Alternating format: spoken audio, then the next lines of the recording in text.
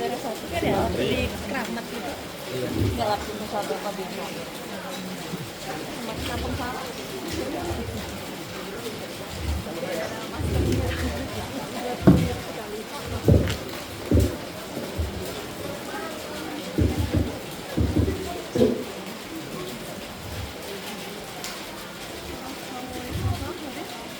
Innahu min Sulaiman wa innahu Bismillahirrahmanirrahim. Assalamualaikum warahmatullahi wabarakatuh. Waalaikumsalam warahmatullahi wabarakatuh. Alhamdulillah. Alhamdulillahilladzi khalaqas samawati wal ard wa kullu ma fiha wa khalaqal jibala ma'wan lil hayawanat wa khalaqa kulla shay'in likay yuwaqqira al insan wa yashkuru. Ashhadu an la ilaha illallah Wahdahu la syarikalah. wa ashhadu anna sayyidana wa nabiyyana Muhammadan abduhu wa rasuluh la nabiyya ba'da. Wala rasula ba'da. Allahumma salli ala sayyidina Muhammadin wa ala alihi wa sahbihi ajma'in. Amma ba'du. Dewan Hakim yang kami muliakan dan para hadirin sekalian yang kami banggakan, segala puji bagi Allah yang telah menciptakan langit dan bumi beserta isinya, yang menciptakan alam untuk kemaslahatan makhluknya, dan menciptakan manusia sebaik-baik yang memanfaatkannya. Selawat bertangkaikan salam berbuahkan kesejahteraan senantiasa kita curah limpahkan kepada uswatun hasanah kita, yakni Habibana wa Syafi'ana wa Maulana Muhammad sallallahu alaihi wasallam, yang telah membawa kita dari zaman kegelapan menuju zaman penuh perdamaian. Hadirin yang kami hormati, dalam 6 bulan terakhir Indonesia menghadapi lonjakan bencana alam yang didominasi oleh fenomena hidrometeorologi basah berupa banjir dan cuaca ekstrim, serta aktivitas geologi berupa erupsi gunung api dan gempa bumi. Berdasarkan data BNPB, tercatat lebih dari 3.176 kejadian di sepanjang tahun 2025 dengan dampak yang lebih intensif di penghujung tahun hingga awal 2026, mulai dari banjir bandang di Sumatera Hingga tanah longsor di Papua. Bencana alam tersebut tidak lepas dari tangan-tangan manusia, mulai dari pembalakan hutan, pembuangan sampah secara sembarangan, Sampai penggundulan gunung oleh tambang. Kita sebagai seorang muslim sudah semestinya kita menjaga dan merawat lingkungan di sekitar kita, dan sudah semestinya juga kita menyuarakan dengan selantang-lantangnya untuk tidak merusak lingkungan yang ada. Oleh karena itu, izinkan kami di sini untuk menyampaikan syarah Al-Quran yang berjudul Melestarikan Lingkungan Hidup dalam Perspektif Islam. Di dalam Quran surat Al-Hijr ayat 19 dan ayat 20, Allah Subhanahu wa taala berfirman sebagai berikut.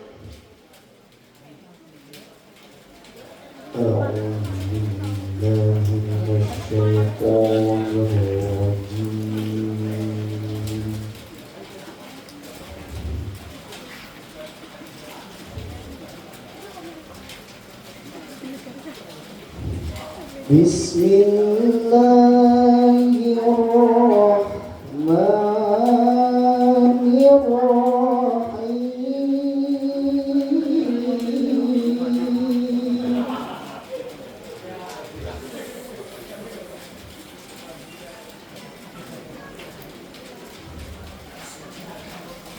والأرض مددناها وألقينا فيها رواسي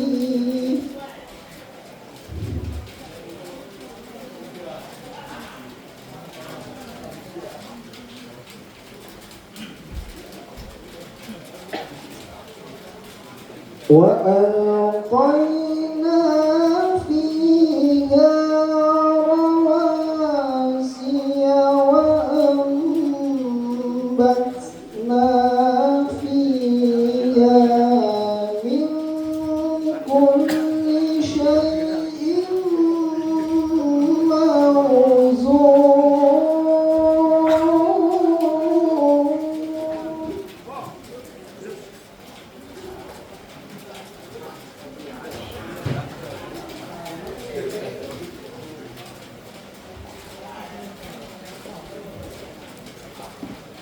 وجعلنا فيها معايش ومن لستم له برازقين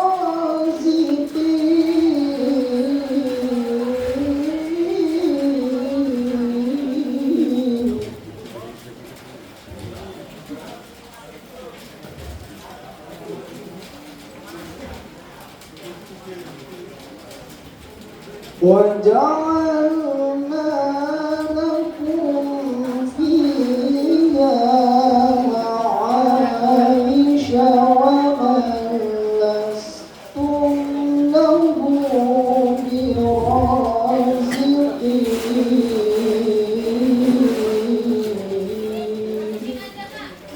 صدق الله العظيم.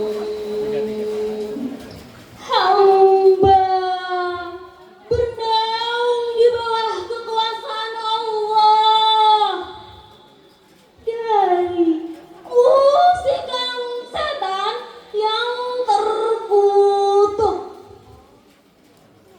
dengan menyebut asma Allah yang maha pengasih, pelimpah kasih, maha penyayang, pencurah sayang. Dan kami telah menghamparkan bumi, dan kami pancangkan padanya gunung-gunung, serta kami tumbuhkan di sana segala sesuatu menurut ukuran. Dan kami telah menjadikan padanya sumber-sumber kehidupan untuk keperluanmu. Dan kami ciptakan pula makhluk-makhluk yang bukan kamu pemberi rizkinya. Maha benar Allah nan maha agung dengan segala firman-Nya.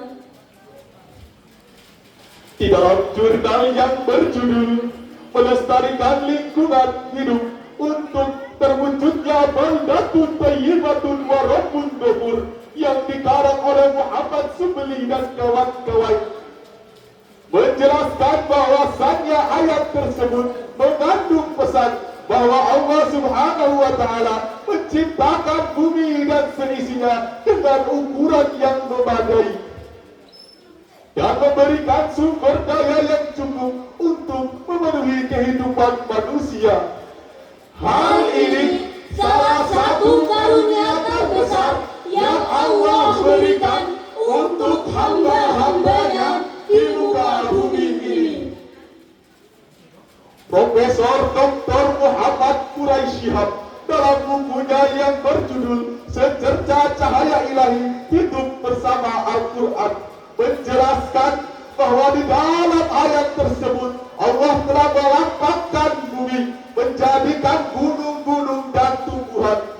Maka manusia harus bertanggung jawab mengelola dan memanfaatkan sumber daya alam berdasarkan azas kelestarian untuk mencapai kemakmuran sehingga dapat memenuhi kebutuhan hidup manusia.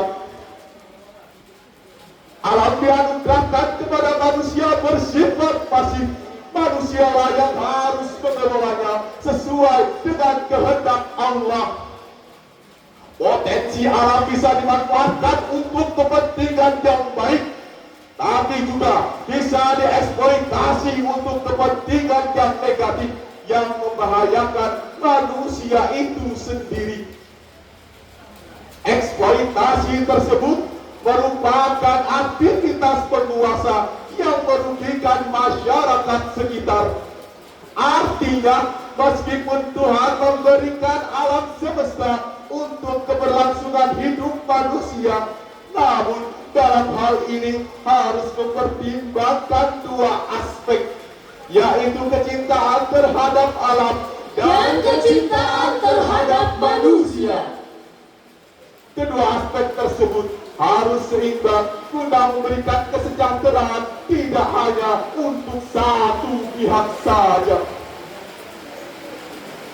Persoalan lingkungan kontemporer tidak dapat lagi dianggap sebagai sesuatu yang alami, sebab manusia memainkan peran yang sangat signifikan. Tidak bisa disangkal bahwasannya persoalan lingkungan yang muncul akibat aktivitas manusia jauh lebih penting dibandingkan dengan persoalan lingkungan yang muncul akibat faktor alam.